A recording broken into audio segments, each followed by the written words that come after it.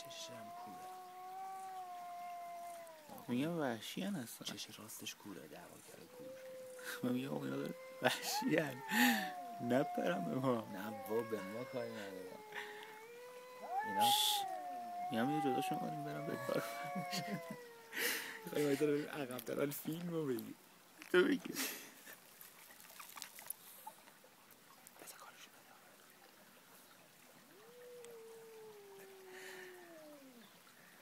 یه مسئله خانوادگی دارم. من توجه میکنید این مسئله کاملا خانوادگیه.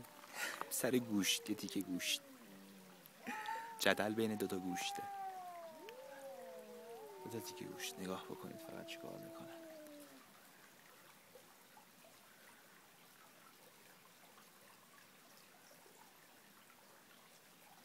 حالت ببینید، حالت هجومی داره خودش میگیره.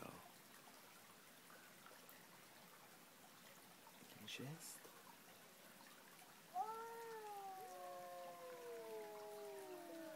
حالت گرفته بپر روش.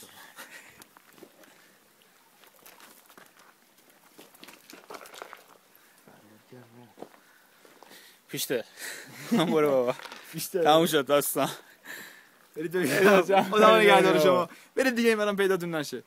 ای بابا زندگی